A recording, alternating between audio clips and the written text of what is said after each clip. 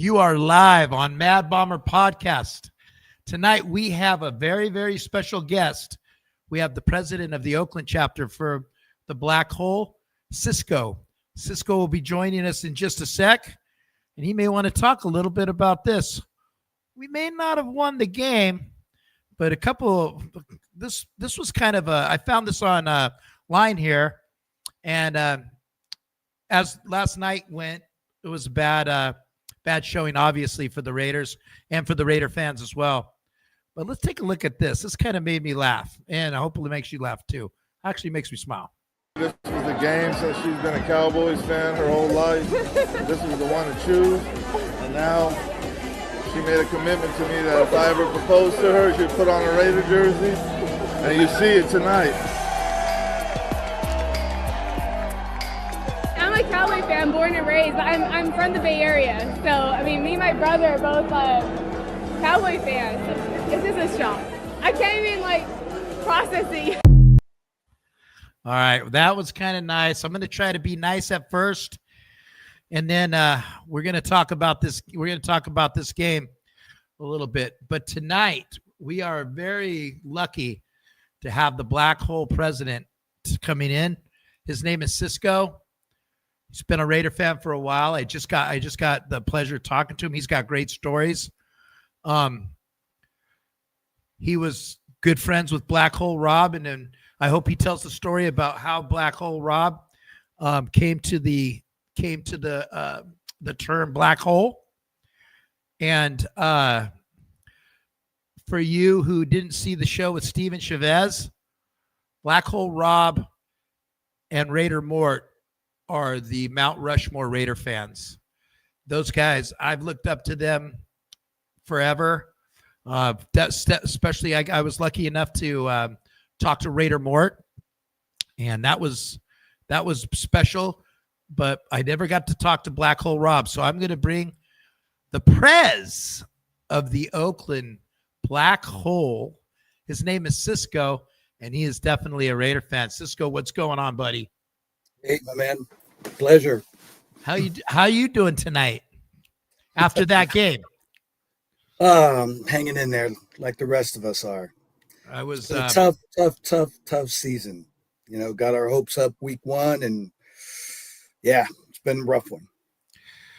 So you get to go to now your BlackHole. Tell me a little bit about the Oakland BlackHole. Where do you guys get together? How many people? Could you talk a little bit about your section? Yeah, so recently moved back to the Bay Area from Vegas. Obviously, most of you know that I've born and raised Bay Area. I was the former VP when the BlackHole was here in Oakland in the Bay Area. And we used to get together at Ricky's. And when I moved back, I was like, look, we got to take Ricky's back. You know, while I was gone, I didn't see too much buzz. You know, there was a lot of, I guess you could say, wind taken out of the sails in Raider Nation with the team moving twice. And, I just didn't see a lot. So when I moved back, I was like, look, I got to get the mojo back here in the East Bay and the Bay Area for Raider Nation, and approached the new owner of Ricky's, Ramon. And he loved the idea, loved my ideas that I said I wanted to do there and bring in. And it's been tough, getting pretty good crowds, which is good. But I'd like a lot more. And, with the schedule, I mean, the season we've been having, it's been tough, but it's getting there. But so it's good crowd, and it's only going to get better. So, for every game, you guys do go to Ricky's, right? Yeah, home and away. I was planning on going to some more games, but just life and stuff gets involved. So I may not make it probably till the last home game, to be honest with you. Went to the home opener. Obviously, it was our huge 30-year anniversary of the BlackHole. One of the pictures you put up earlier was, me and Rob's beloved wife, who I call my sister-in-law, Rachel. Yep. And his two little princesses there, Naomi and Natalie. And we're obviously, you could see holding memorabilia or our commitment to Rob's love and father and husband and big brother to me, flag there, just, honoring him and what he's done for Raider Nation and the Black Hole. Can you talk a little bit about him? Again, I've never got to meet the man. I was always heard about him. He was one of those guys that everybody talked about. Heard his heart was huge, as well as his knowledge for the Raiders. Could you talk a little bit about him and as him as a Raider fan?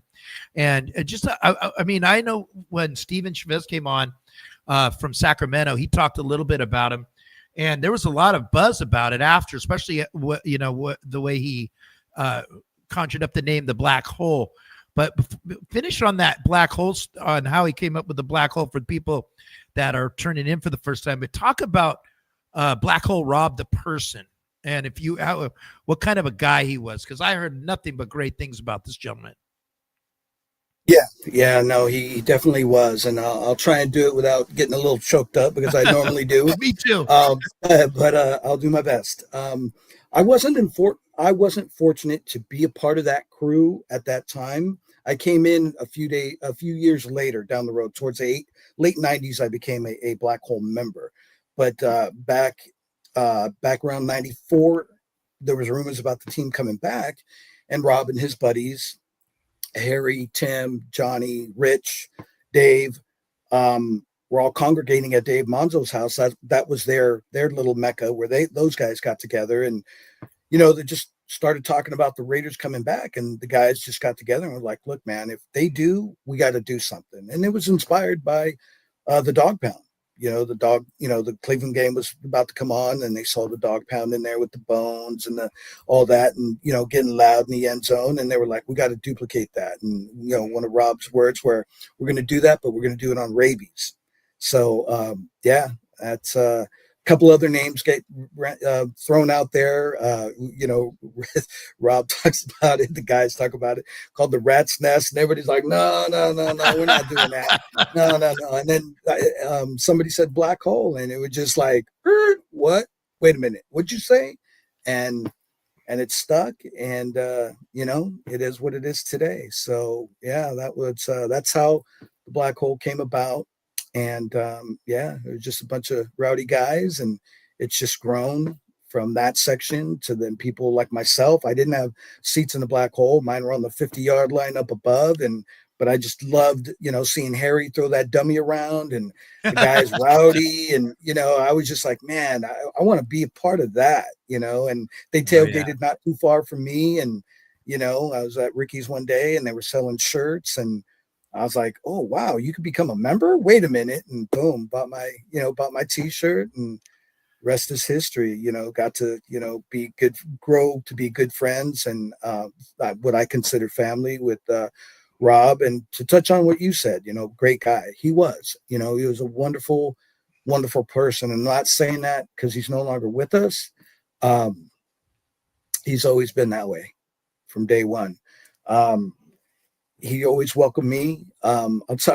Some people know this story, and I'll tell you a little bit. All right.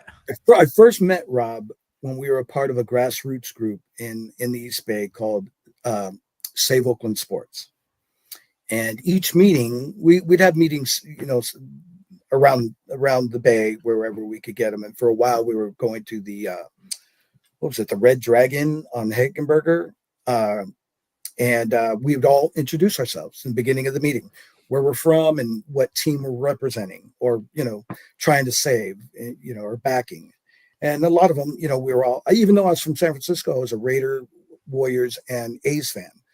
And so, I'd say all three, and I'd say, Cisco Ortega from San Francisco. Rob had this hate relationship with San Francisco.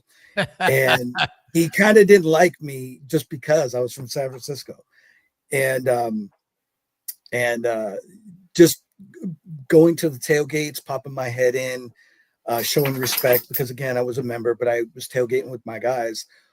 One of our buddies, came up and was like, "Hey, I always see you come in here and leave, and why do you leave? Like, why don't you hang out?" I was telling them, "Oh, well, my crew's over here, but I'm a member, so I just want to kind of come and pay homage and kind of see what's going on, and then go back. And we just started talking, and he was like, dude, you got to meet Rob. And I was like, yeah, I kind of already know him. He's like, no, man, you got to come meet Rob. And he goes like, yeah, I know this guy. And then he started, our friend started telling him, his name's Robello, dude, but do you know this guy's background? And at that time I'd done shows. I was doing entertainment along with my job, and I was working with artists like Lisa Leach, Chubb Rock, Big Daddy Kane, Sir Mix-a-Lot and stuff like that. And he was like, and I was good friends with Chuy Gomez, who is a radio icon here in the Bay Area. We grew up together. And he was like, dude, this guy knows Chuy. And Rob was like, wait, what? Like, wait, and Lisa and what? And I was like, showing him text messages. Yeah, I'm not bullshitting. Here's text messages of me and Lisa having a conversation. And, and so he was like, huh. And then, he was like, well, come over here, man, let's have a shot. And, we just started talking, and just year after year, time after time, our friendship grew to a brotherhood. And it went from just talking about BlackHole and getting me involved in the annual kickoff parties and things like that, to now him inviting me to, the girls' birthday parties, to his family coming from Hawaii, and, watching boxing matches, watching Warriors game, watching A's games.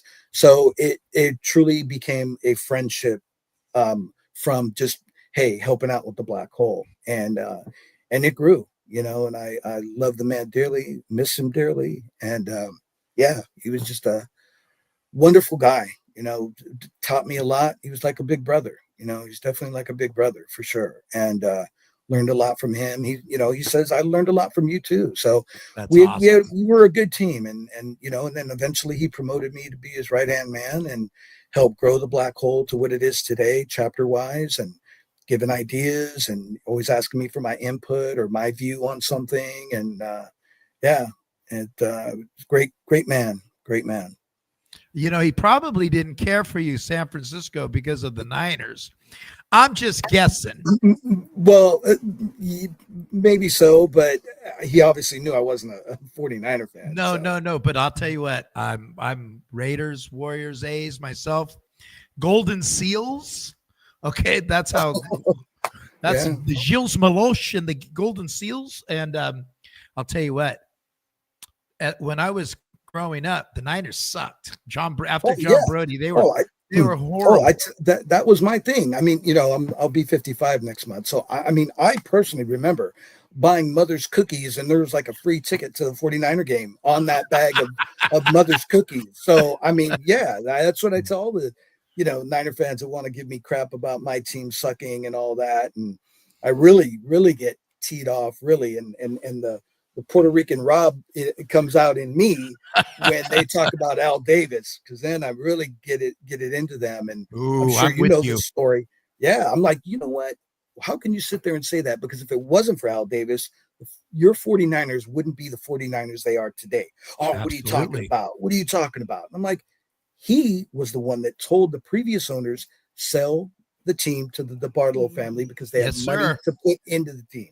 And he did. Then on top of that, he told him, go get that coach out of Stanford. He's good. Bill Walsh, who in the 60s, as you know, was an assistant coach with the Oakland Raiders. Right. He was from the Sid Gilman tree, just like Al Davis was. Absolutely. Yes. Absolutely. Yeah. And it's funny. A little side story on that one. Him and Carmen Policy didn't get along after a while. There was a little bit of friction. So I was in construction, and one of my jobs was to go put a mirror in. I was a carpenter, but they wanted me to put a mirror in Carmen Policy's house. So I took my buddies. We went there. Put a bunch of Raider stickers behind it? No, but I'll tell you what I did do, which is even better than that. We had just beat the Niners. It was Bo Jackson, 9-3. We beat them 9-3. Oh, nice. Remember it was in Candleshit Park. And so when I was putting the mirror up in mastic, I put backwards 9-3 with dots on there. So when the fog would come up from the shower, he'd see 9-3. And I mean, that's my secret, and I'm sticking to it. And you can't fire me. Yeah. That's 94, buddy. You can't fire me. But Yeah. but yes, Al Davis.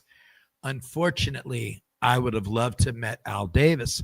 And there was a friend of mine, Lucky. He goes to the games. I don't know if you know, he's from Stockton. His name is Raider Lucky. He named his kids Al Davis, not Al Davis. Al Davis. One word.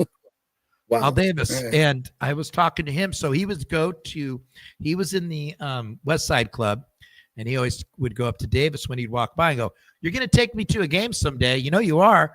And Davis would look at him like, "Shut up, you freak." And and he goes, "No, you're going to take me to a game someday."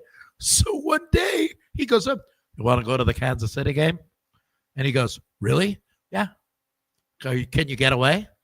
Will your wife let you?" And he goes, "Yeah." And there was, I don't remember. He told me how many trips and I forgot, but he got to talk to Al Davis and he was on the plane after they beat the Chiefs. And he said he was the nicest guy, real good. But one of the players said, "Oh, it's a good thing that you came on a win, because if you would have lost, you would have never came again." He was that superstitious. Oh, wow. That's so crazy. it was, yeah, there's Lucky. Somebody just pumped up Lucky. But, Nice. so Raider Robs, now tell the story to everybody that hasn't heard the story again. And I always love the story. What's the story about how the black hole was named? I did just mention it. The guys were in the garage and they were coming up. Okay, if they do, let's put a plan together. Started spitballing ideas and whatnot. And obviously, we got to pick a name. They got the dog pound. We got to pick a name. And that's where somebody said Rat's Nest, and they were like, no, we ain't going with that. No, get out of here. And then somebody said Black Hole, and it was just kind of silence. Like, I heard that he said that because he wanted to see the Goodyear blimp go over to the Coliseum and just see black with a hole, and that was a black hole. That was one of the stories I heard. So I think a lot of it was. It kind of evolved after the fact, like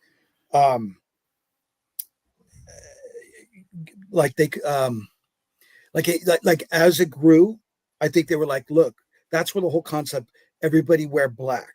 So when the blimp would come over, it would look like a black hole. Yeah. Yeah. That's a great story.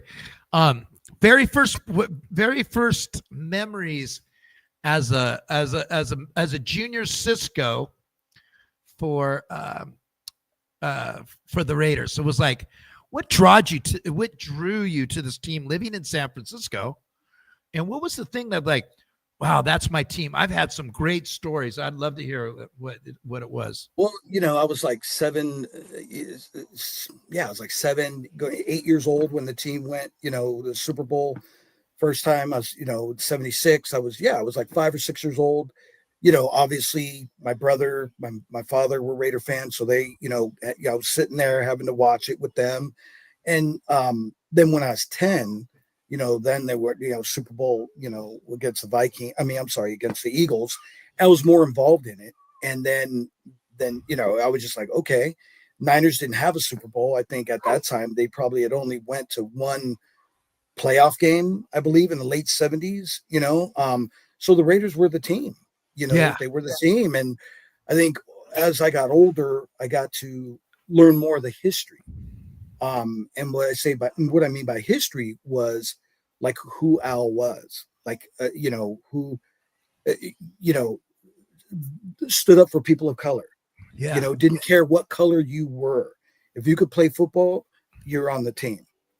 And I love that, the fact that, Tom Flores too, the Latin Mexican culture, and everywhere, and especially in the Bay Area, is really strong. So those are heroes to us, right? So it's like Jim Plunkett, Tom Flores, you're just like, those are people we could look up to, so all of that kind of, and the original name, the Senors, that it didn't stick, but I kind of like the Raiders better, but I mean, just that alone, it's just like, that's my team. That's cool. And, they wear black. And growing up, I was really big on Kiss. I was a, big Kiss guy. Me too.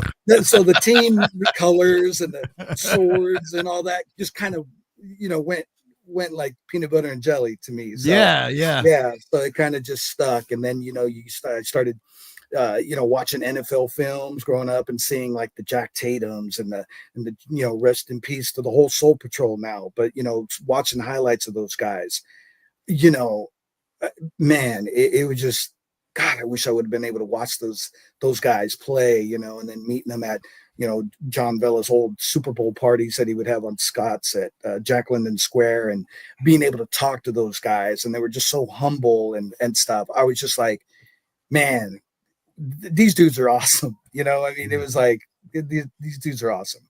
And then now, like I'd mentioned, just getting together with Phil Villapiano when I can, and him telling me stories, and just another great guy, man. Doesn't care who you are. How did you meet him? How did you meet him, Cisco? It's funny. It was a trip to New York, and our chapter Giants. out there. Yeah, it was Giants. Okay. No, I'm sorry. It was the Jets. Okay. And our New York chapter, was throwing a party along with our New England and that, and we were having a big tailgate party, and Phil came over, and a couple of the guys knew him from, different parties and stuff and events out there. So I got introduced to him, and I had taken pictures and stuff with them and got a couple of autographs in Oakland over the years, but this is the first time I really kind of got to talk to him, in like a tailgate hanging out era. And I don't know if I can tell this story, but it was freezing. It was freezing. And we're walking, and I go, man, I gotta, it's the P word, but I said, I gotta go to the bathroom. And he was like, oh yeah, me too. And I'm like, well, man, those lines. And he goes, come on. So we start walking, and we're, I'm going, geez, man, I'm not used to this cold weather. I don't know how you did it back in the day. And he's all, you cold? Pulls out a flask, and he goes, have a little sip of this. And so, there I am in awe going, man, I'm walking to take a piss and drinking a flask with Phil Villapiano. It doesn't get no better than that. You know what I mean? And just after that, next time we met each other, we just became friends, just closer and closer. And, you say, hey, give me your number, next time I'm in Oakland, blah, blah, blah. And I'll share another story with you. We were going to Mexico City, and for the New England game. And I got off the airport, and Phil called, left a message. And he's like, Cisco, one day when we're together, I'll play it for you, but I still have the voicemail. And he always answers, Cisco, Phil Villapiano. and then he goes, hey, Cisco. So, hey, I want to bring Franco to the Steeler game. And it was the last Steeler game. Oh, I remember Raiders that. Steeler I game, remember that. And he said, hey, I want to do a reciprocation. I want to induct Franco in the Black Hole. And I'm listening to the phone going, is he nuts? Like, is he How drinking do you do the that? sauce? Like, are you trying to get me lynched or something here? Like, yeah, no way. Then I keep listening, and he says, like I said, I want to do a reciprocation. When I came out here for I guess it was one of the anniversaries of the Immaculate Deception. Yep. They inducted Phil in Franco's army. Frankie's Italian. Franco's Italian army. Yeah. So he was telling me, they were locking arms and drinking wine out of the iron hats and all that. I was like, okay, I get it. So I called Rob, and I told him, I said, hey, Phil left me a message, got on a call with him, and he wants to induct Franco into the Black Hole for the last Steeler Raider game in Oakland. And Rob was like, well, dude, I don't know, man. I don't know. And I was like, well, he kind of wants to do a reciprocation because they inducted Phil in Franco's Italian army. And he goes, all right, let me think about it. So the next day, he ends up calling me. He's like, all right, I know you and Phil are tight. I don't want to ruin that friendship. He's always loyal to us, coming to the tailgates and that. So we'll do it, but we got to do it right. And another man we talked about, pre show launching was Raider Mort. So he's like, we got to get Raider Mort. We got to get a photographer. We got to get this done right. So I called my friend Karen, who was always there anyway, shooting, our tailgates and things like that. I told her, and she happens to love Phil, so she's like, "Oh my God, yes, I'll be there. I'll do it." And then obviously, Rob called Raider Mort, got that involved, and it was great, man. For the people that were there and were lucky to be there that day, it was truly an awesome day. I filled out his certificate, and I show that to every Steeler fan I can. At every time when they go to talk smack, I'm like, "Oh yeah, you know this guy? Yeah, that's Franco." I'm like, "Yeah, he's also one of us, a BlackHole member. See that certificate he's holding with that BlackHole hat? Yeah, yeah." Dude, yeah. I remember that game. I remember when he was at that game. I didn't know about the BlackHole. There must have been some really hard discussions, because let me tell you, Cisco, my young friend, that's the first time I cried, was when Phil Villapiano got clipped. And I'm sure he talked about that. Oh yeah, Phil Villapiano got clipped, and Jimmy Warren took a longer. So I've said this I've said this before. A friend of mine, Phil Demmel, he's coming on the show next week. Him and I were golfing golf links in Oakland. Anyway, we were a twosome. Tatum and Clarence Davis were a twosome, and we played all the way to about the 16th hole. And I go to Tatum, I got to ask you one question. And Tatum goes, "Here it comes." And I thought he thought I was going to talk about that one play that I'd never talk about. Anyway, so I go, "I got to ask you, man. I'm 10 years old, and I'm watching the game, and I want to know, did you hit the man or did you hit the ball?" He goes, "I hit the man, and the man hit the ball." Because back then, two offensive players couldn't touch a forward pass. Right. So, and then after that, it was like a floodgates. I shut up for about another hour. I go, "What about the Rob Lytle fumble?" "Oh man, Clarence Davis fourth play. That MRF cost me $35,000. We should have won the Super Bowl." They were off. They were going off stories, and it was just like me and my buddy Phil were just like, "This is heaven." Because I didn't say nothing for a while, but I just was like, "You know what? I got to ask you one question." And we had Raider hats on, so it wasn't like we were. Anyway, so when the Raiders came back in 95, there was a lot of us, and again, at Ricky's. I remember Ricky's in 1995. Don Parada was one of the guys that helped bring the Raiders back, the superintendent or councilman down there. And I remember Ricky's, and I got to go to Ricky's, and all they had playing for 24/7 was Thin Lizzy. The boys are back in town. And that was so crazy, because we used to go there to watch hockey, because they were the only place. Ricky's was the only place that had hockey, like on. I guess they had a dish back in the day. And Ricky Ricardo Jr. I never got to meet Ricky Ricardo, but Ricky Ricardo Jr. was always cool to us. And one time there was a writer from Atlanta talking about the Raiders, and he goes, "Hey," he had them come over and talk to me about the Raiders. When they moved, and I was just not in the mood to talk about it, not the LA stuff. This was about 2 years before they came back. But, when they came back, I remember the PSL thing, and remember you had to fill out the paperwork, and you were in a line. Remember there was a line in front of the Coliseum? Lottery. Yeah, the lottery. There was a line. Yeah, the lottery. There was a line. Yeah. I mean, I picked 2 tickets. My buddy picked 2 tickets. And another buddy, 3 of us signed up for 2 tickets, and the rest signed up for 1 ticket. And they're like, "Well, we're just going to take a shot." So the 3 of us were like, "Okay, man, if you get picked, you're picking me. If you get picked, you're picking me." And that's kind of Survivor. You guys were doing and then we all ended up getting tickets. So there was 12 of us, and we all got tickets, and we're like, "Sweet," But it was nuts. Yeah, that was crazy. So I remember the first game back, I'm sure you do too, was against the Chargers. And that was still in the baseball configuration before they were to put everything back. And that was before the Mount Davis days and that kind of stuff. And so talk about, man, you got to go. What was your tailgating like? Because you did touch on it a little bit when you were talking a little bit about Raider Rob.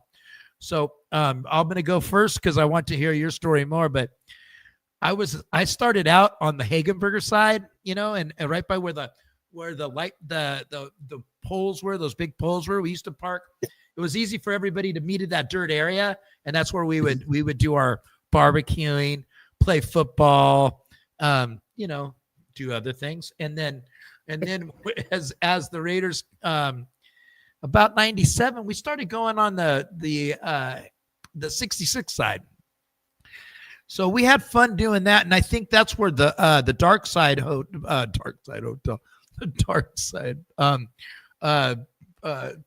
barbecue was. That was their tailgate. In fact, I was at the dark side a couple of weeks ago. So that was always seemed like the lively side. It was kind of crazy over there, and I just remember getting there in the morning, and there was just magic in the air. But something that's different now, that's the way it is now as opposed to then. It was all football back then, dude. It was all Raider fans and football. I go to the game yesterday, and there's obviously the Dallas fans. The tailgating is different. It's not bad. I don't hate it, but it's just not Oakland.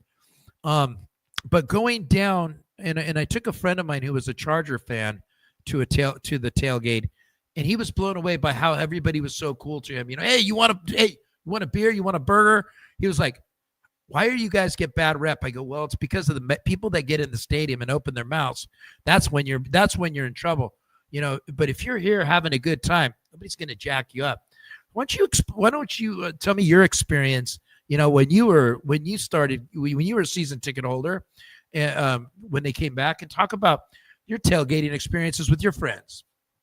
Well, before in the BlackHole and got deep into it, it was me and my buddy Thor, who's out there, Bay Area, East Bay cat, who's now living in Vegas. We talk about it all the time. It'll come up at least I was in my young 20s, when our season tickets, when the team came back, I was 25. Yeah. And we were just like cavemen, grill, meat. Lucky somebody grabbed some tortillas, no utensils, no plates, no napkins, just a cooler full of as much beer as we could stuff in it, and somebody had a bottle, and it was just grill and meat, and we were lucky if somebody grabbed some a pack of tortillas, and that was it, man. Just pumping from. Hello? Oh, we got some technical difficulties. There you go. It's funny you're saying that. That was pretty much it, man. Hey man, can I get a napkin, or hey, can I grab a plate? It was bad, man. That's Hey, can I get that shirt? I can shit all over my face. Yeah, then when somebody had got a girlfriend that was wanting to come to check it out, then it got a little bit more domesticated. Wait, you guys need plates, you guys need napkins, and we're like, well, grab it. Yeah, we do, but we don't think about stuff like that. We just want meat and beer. That's it. There's Jennifer's right there. Says A-Lot. Jennifer was one of the girls that would she was a big time. Her and her husband and all of us would all get together in the A-Lot. But yeah, it's funny. You were the apprentice tailgaters. Yeah. And don't forget the napkins this time. We look like exactly. Yeah. So then as it started to evolve, I started creating a list and delegating who was going to bring what, and yeah, man. Yeah. Oh, dude. I remember sometimes too, you'd have your, especially if it was a night game, you'd have your guys bringing out the mortars, and the cops would nail them every time. So back to Oakland. When you were Oakland, here we are. We're 95. Remember, we had Mike White. We come back. We're 8-2, and we kind of peed the bed. And then, as the Raiders always do, we just go ahead and we get another coach, and then we get Joe Bugle. We get another coach, and then Joe Bugle. The good thing about Joe Bugle is we got John Gruden next.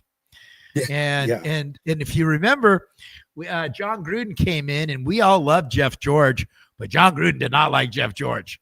Yeah, he's exactly. he wasn't his style of quarterback, and so we get John Gruden. And what's your first impressions because when I saw John Gruden immediately, and especially after we beat the Chiefs, knocked him out of the playoffs that last game, that Chucky face. Remember when Chucky came in and then he became he became one of the 50th most sexiest men in America. Oh yeah, yeah. And it was like how did that happen? I don't know, because he had blonde hair. That was before he ate too many Popeye chickens, I guess.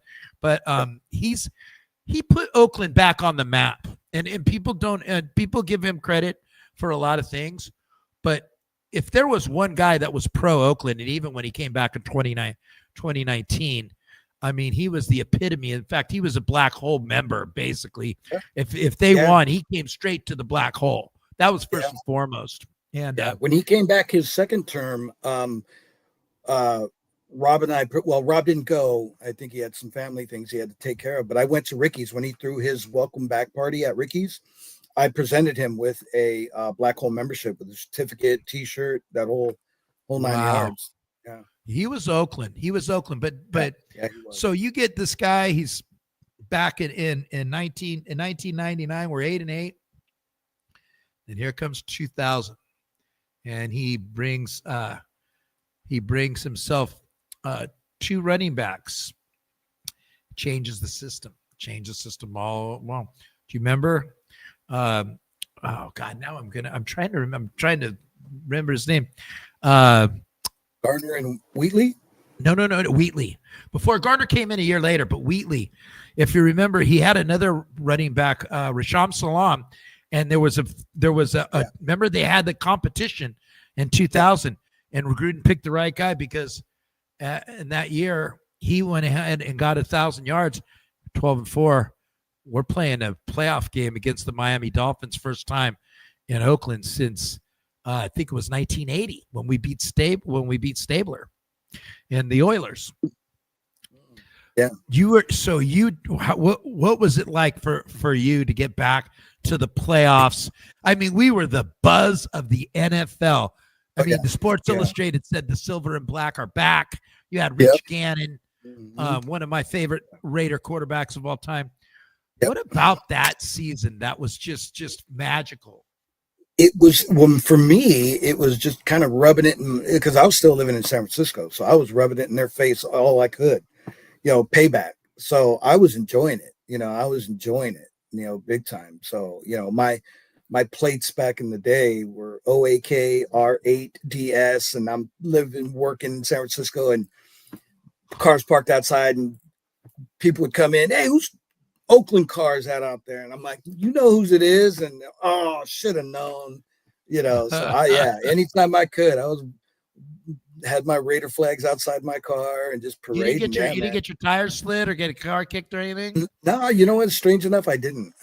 Yeah. Well, did you hear last year for the NFC Championship game? Did you hear about the people that went to the Eagles games that had Washington stickers on? The Redskins. Go ahead and cancel me. They had Washington football, Washington Commanders. What? Right. So anybody that had a Washington sticker or anything that said Washington football, all 4 of the tires were slashed, all of them. So at the end of the game, they didn't have enough tow trucks to come in and get all the cars. There was people stranded till the next morning because their cars, all the tires were slashed. That's Philly. So, and I know, I'm real hesitant. I live in San Diego.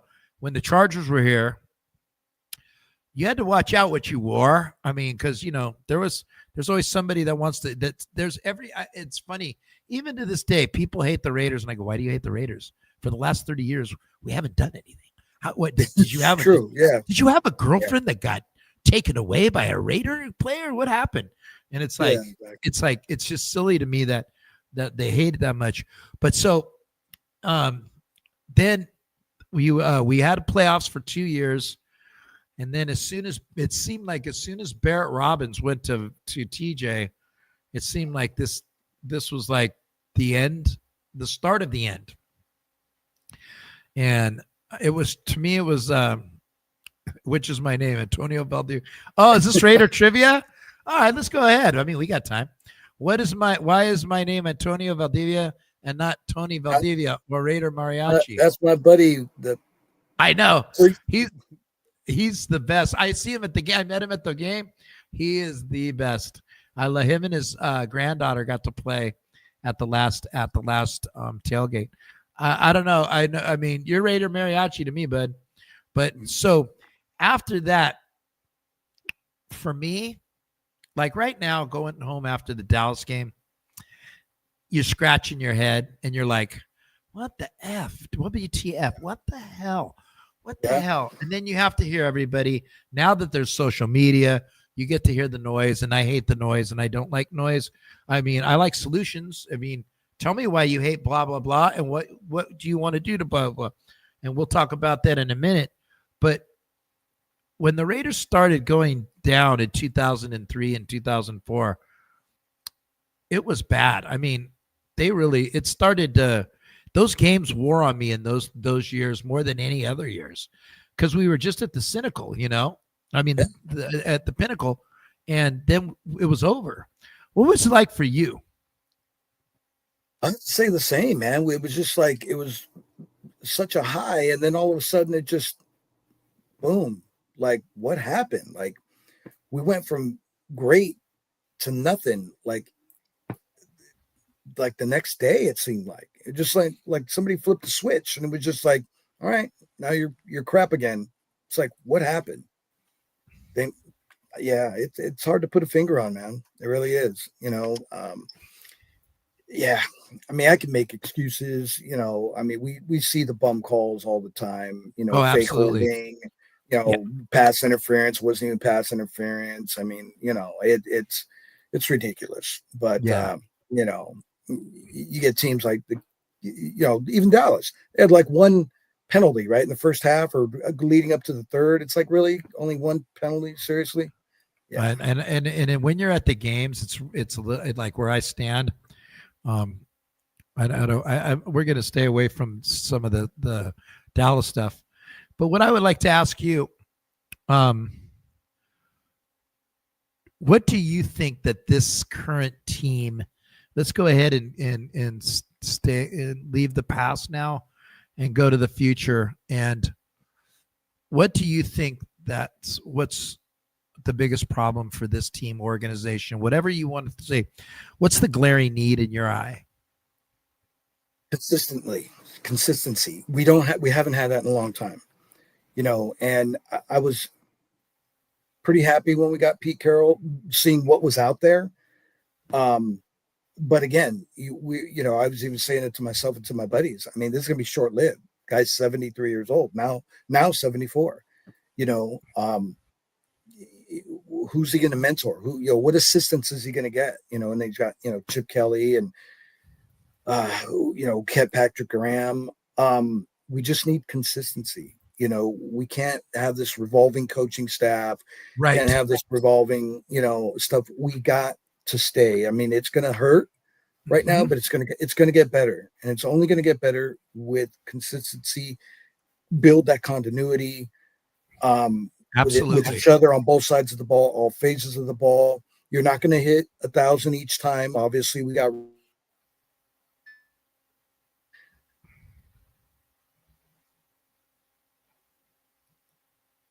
Are you back? I'm going to go ahead until he gets back and agree 100% with him. I know that there's. Oh, there you go. Okay. Yeah, go ahead and finish it. There we go. Yeah, we just haven't had that solid coaching staff in place for more than 3 years. It's always and what I see with the consistency of the teams that are, I mean, look at the Steelers. They've had 3 coaches, right? And what I like to say is, when you go into a building at work, a successful place, you know who the top dog is. And just like way Al Davis used to, when he was walking around, there's stories, all kinds of stories about, they knew where he was, when he was, and what he was. And let's take a look at Aaron Rodgers last year when he was in the Jets. I want this guy. I want that. I need Devontae Adams. I don't like this coach. Coaches are fired. Devontae Adams is brought in. He goes to Pittsburgh, but Pittsburgh, Mike Tomlin's like, we're thinking about taking you. You know, if you remember, he wasn't courting Aaron Rodgers, and Aaron Rodgers played the game. Well, I don't know if I'm going to play again. Okay, well, let us know. Right. And so if you notice Aaron Rodgers in Pittsburgh, he's not on the Pat McAfee show every week. He's not sniveling on different shows about what he needs and what he doesn't need. Even though he's a Mitch, is definitely a person that, you know, is a little girl like that. Well, he acts like a baby girl is what I want to say. Girls are fine, baby girl. And Mike Tomlin won't put up with that because you know why? That's Mike Tomlin's team, John Harbaugh's team, you know, Sean McDermott's team, Andy Reid's team. And getting rid of coaches, if you look at the teams that get rid of coaches, the three we're losing as teams in the last 30 years are the Raiders, the Browns, and the Lions. And the Lions, 3 years ago, they were 0, and I can't remember if they had one tie. But Dan Campbell was on the hot seat. They wanted him out. How'd that work out? 2 years ago, when we beat Denver at home for Antonio Pierce's last game as an interim coach, Sean Payton was supposed to be gone. Oh, the game passed him by. He's too old. And if you remember the Miami put a 63 spot on him. And and now he has the best defense in football right now. That's why they're 8-2. Yeah, I that's what I've been saying. We got to keep that. I mean, we could go all night talking about this, but even though we got John Gruden back, but what was wrong with Jack Del Rio? He brought us back. You know, he was doing good. Team was doing good. Yep. You know, but that always sticks with me too. Like, damn it, they wouldn't have been going through Jack Del Rio's emails. I know that. Yeah, and Mark Davis. Mark Davis is infatuated by John Gruden because he was a young man when his dad hired him, and he saw that he was the reason they turned him around. But Gruden's first year, Gruden's first year was bad. I agree, and you know, but that's spilt milk. Forget about it. But you know, this year, and again, you know, my take on this season, I really didn't want a superstar. I wanted us to trade back, get some offensive linemen, and then my guy who I wanted, man, we would step down a few, and then we could have snagged up Jackson Dart, get some offensive help, which we needed, and then get Jackson Dart. That was my guy. That was my draft picks. First two picks, trade down, get some extra picks, build that offensive line, because that's the foundation to the house. You know, that's how Harbaugh turned around the Chargers after our 63 spot on him. And I know the game's evolved. The game has evolved. I get it. But look at the 2000 Super Bowl. Brad Johnson and Kerry Collins and Trent Dilfer. You're right. Come on. Where are those guys ranked at all-time quarterbacks? But they were two Super Bowl quarterbacks. They had both teams had great defenses and great offensive lines. What about Hugh Jackson, Ted Davis, your boy? That's my boy, Hugh. H-U-E. That's another one of my good friends. Jesus. We got somebody that's got some pull in here at the Mad Bomber podcast. I liked Hugh Jackson, and I'll tell you who I really liked as a Raider quarterback was Jason Campbell. Jason Campbell was and then lucky enough way ahead of his time. Then his knee goes out, or he got hit in knee. Yeah. Oh, I loved. We were 8-0 under Campbell. We were 8-0. Yeah, and it was and then they got Carson Palmer, and it is what it is. We could talk about that all night. I think that a lot of people are slamming on Geno right now, and I mean, if you've got an opinion on him, I don't right now because he's behind. Like I was listening to a podcast today with Lincoln Kennedy, and they were talking about it. And I'm going to show the clip on Friday when me and the Oracle are.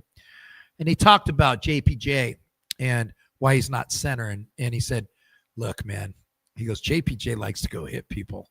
And when he was under center, if you noticed, there was a lot of errant hikes when he was hiking the ball. It was always to the side because he wants to hurry up and go get it. He goes, have no problem with him at guard. Have no problem with him at all guard because he's a mauler.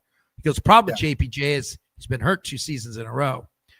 But what the Raiders had last night is what he said is that you have a bunch of backups. You have all backups as an offensive line. And you could go ahead and get Fernando Mendoza and put him behind that line. He's going to get mauled. Jackson Dart, he's behind Jermaine Illuminar. You remember how horrible he was at Greg Van Roten. Okay. Where's Jackson Dart playing right now? Yeah, exactly. I know. Yeah. So if anything for me, and I'm not going to, this is my buddy. I'm so sick of this shit. That's my buddy from Dublin. I love him. I know. It's, you can go out and get a quarterback, but I can tell you right now, Cam Ward's better than the quarterbacks you have coming out this year. And what's Cam Ward doing right now? You know, it's if you get a guy, a good line, like when Patrick Mahomes sat for a year, came in with the Chiefs, he had one hell of an offensive line. So he was made to be positive and to learn without getting killed. Geno Smith's been getting killed all year long. And I'm not defending his interceptions because a lot of the interceptions are off people's hands. I get it. And there's a lot of interceptions where they're just bad throws. That's the way of quarterback throws. I mean, I get it. But I can't really make a true observation of Geno with this offensive line. What do you feel about that? I agree with you 100%. You know, there are some, just like you said, some questionable throws when he's throwing into, 2 and 3 man coverage, our one receiver there and he's surrounded by the opposite jersey. I'm like, what are you doing? That should never have been thrown. I'll just say that, it could be the system too. I've said this on a few, shows and to several of my friends. I just don't understand it in this modern 2025 football style of play. Why is he in the shotgun 95, 98% of the time? And especially when your line is not good. And I think that Lincoln Kennedy's been saying that since first preseason game. He's like, you want to see him under center. I do believe Ashton Genty is going to be a great talent. You could just see it when he did have Colton Miller in there in the Chicago game, and they did run the ball well when he had a line that was quasi decent. But with $119 million next year, Cisco under the cap, it's Dylan Parham project's over as far as I'm concerned.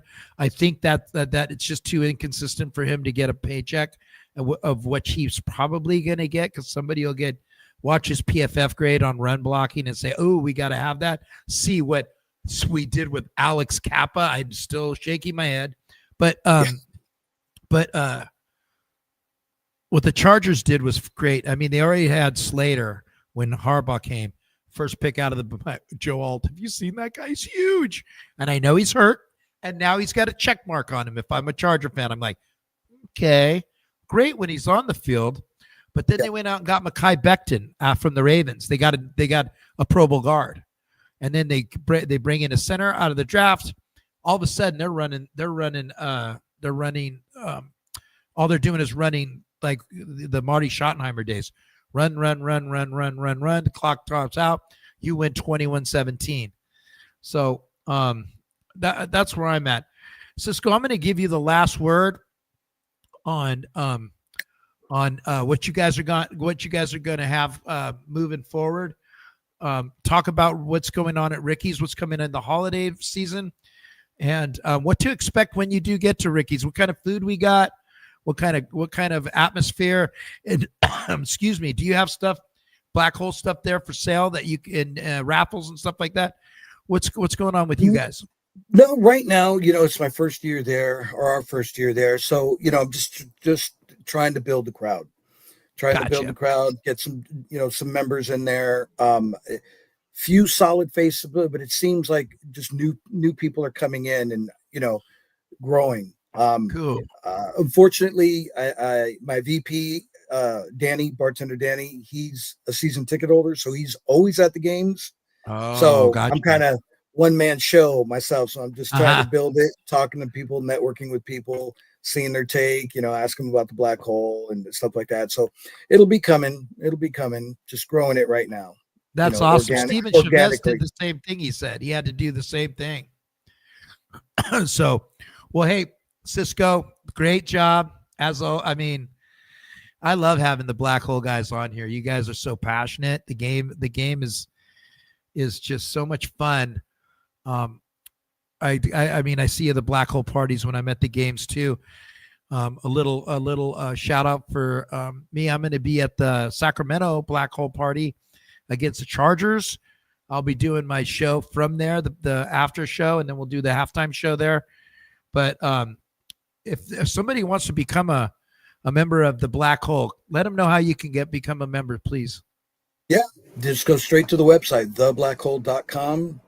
And, right there it says become a member. Click on that. We are revising it.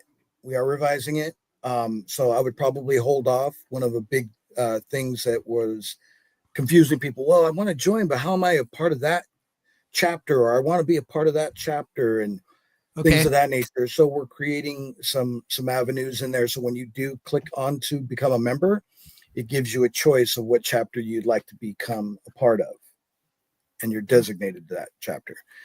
We didn't have that before. We have members all over the world, Singapore, we have chapters in Australia and Europe and South America. But, we have members in China, and like I said, in Singapore and South Africa. So, you don't have to be a part of a chapter to be a Black Hole member or supporter. Just want to throw that out there because we've grown to so many now that people think, oh, in order to be a member of the Black Hole, I have to be a part of a chapter. You don't. Okay. And then lastly, I was just found this out within the last month. Excuse me, guys. I was in Fremont Street for a Black Hole party.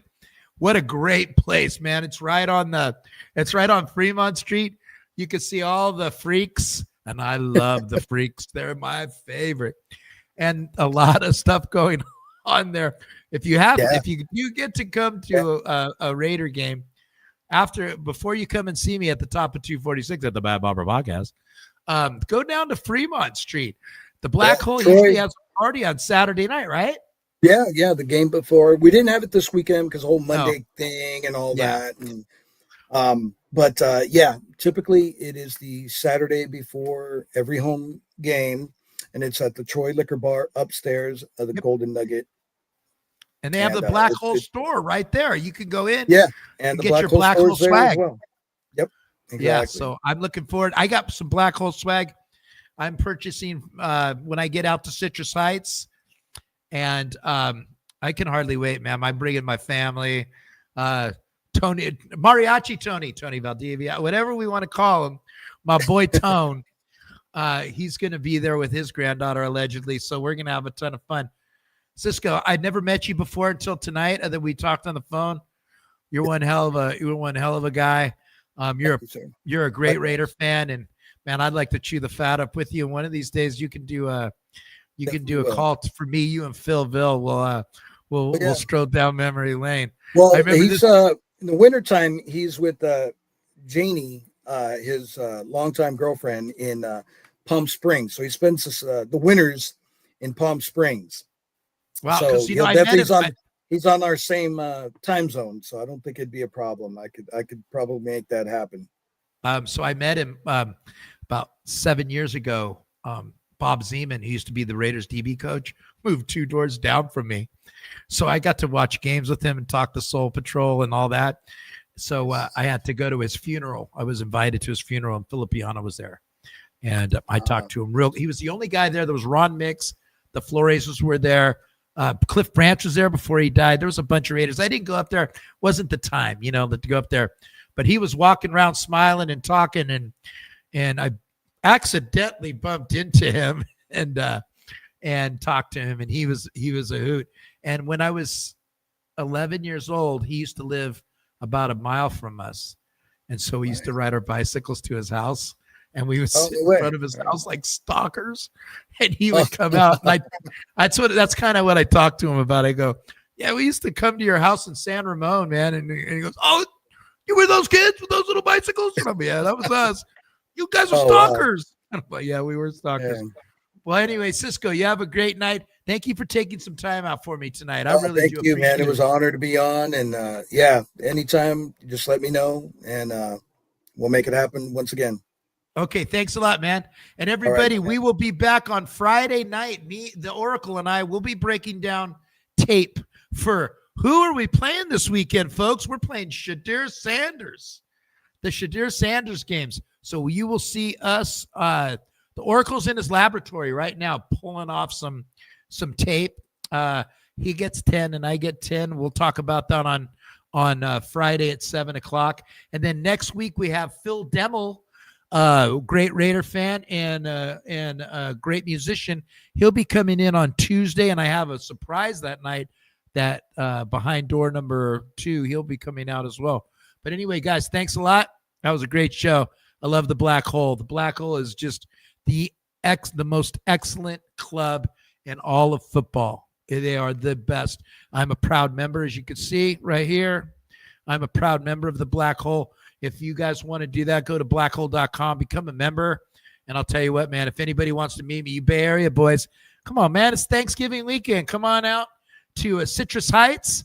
Let's blow up the shenanigans and have a great time. So I will see you on Friday at 7:00. Good night now. Now it's Ciani to the left.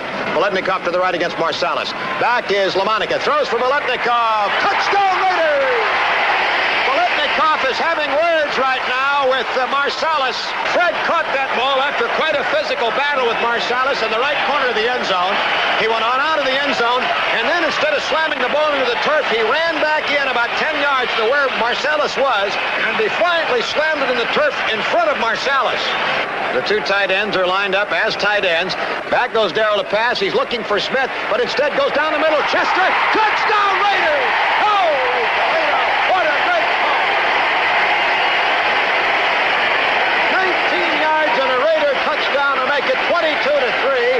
Chester had gotten free at the 5 and was all alone in the end zone 2 yards in. The Chargers now have a brilliant opportunity to put this game away. Here's Williams to the left, Garrison to the right, flanks right, Charlie Smith out to the left as a wingback, leaves only one back to block, that's Hubbard. Lamonica back, gets fine blocking, now he throws down the middle, Branch at the 20. Branch at the 18, tripped up, keeps going, reverses to the 15, he's at the 10, he dances down to the 9-yard line. First and goal to go Raiders. 1 minute and 30 seconds left to go, and hang on to your hats. Branch is still in. He goes to the right, slotted inside Biletnikoff. 5 defensive backs in there. Lamonica gives to Smith, sending him to the left. He's got Upshaw in front. He's at the 5. He's at the 2. It's a touchdown Raiders! Charlie Smith from 9.5 yards out. Oakland has gone in front. Clarence Davis is in for Charlie Smith. He's a deep threat on pass reception. Back goes Stabler to pass, steps away from the rush. He's going to run up the left side. 30, 25, 20, 15, 10, 5. Touchdown! Touchdown, Oakland Raiders! I'm sorry I've lost my voice. Kenny Stabler goes all the way, 30 yards.